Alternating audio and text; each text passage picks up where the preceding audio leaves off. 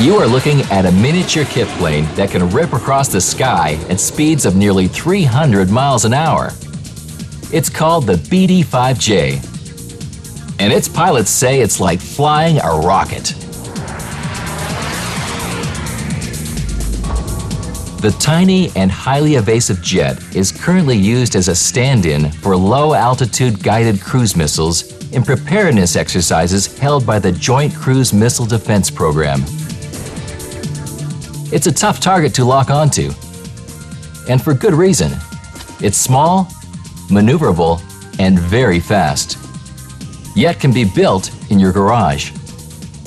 This particular airplane, 5-5 Papa Quebec, the airplane I'll be flying today, is a world record holder for altitude and speed in this class of airplane.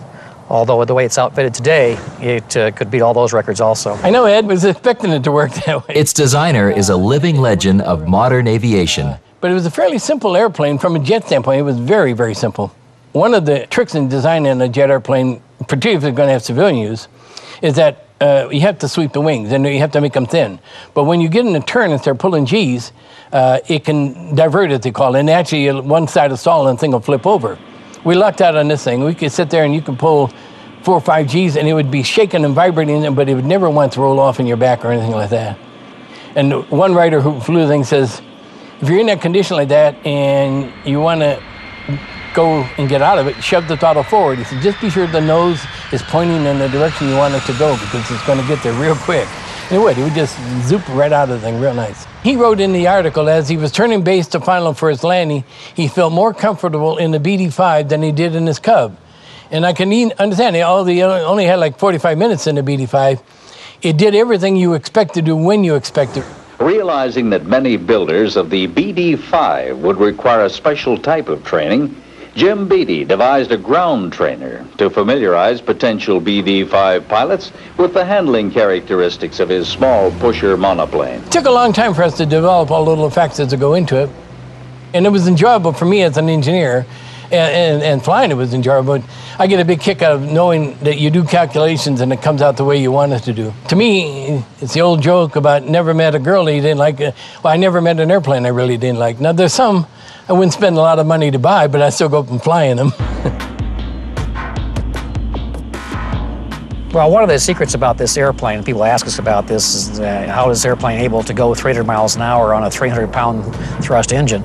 And the answer to that is it's just very slick through the air. It's very clean aerodynamically. It has very little drag to it. So the airplane is a good glider, as a matter of fact. And from 1 mile up, if you lose the engine, you can glide 17 forward, which is a pretty good glide ratio.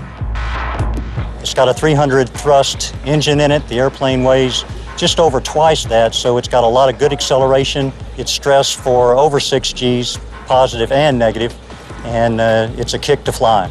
We fly around 300 miles an hour, and I think it's about like driving a go-kart at about that speed, about 300 miles an hour.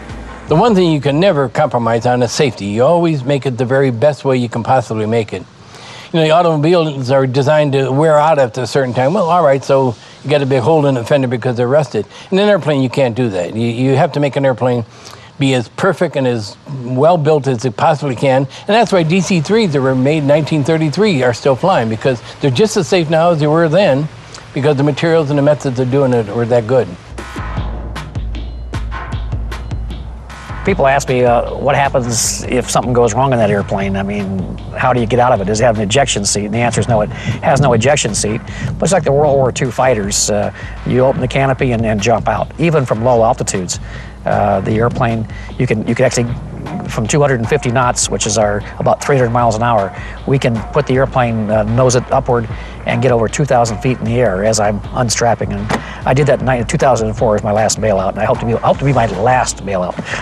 At the time that this happened, I was right over treetop level. We were on a cruise missile run and had a catastrophic failure back in the engine compartment that resulted not only in engine quitting, but also a massive fire aboard the airplane. So I didn't have much question about what I was going to get out of the airplane. So I left it. My call sign that day was Sunburn 1. Very prophetic.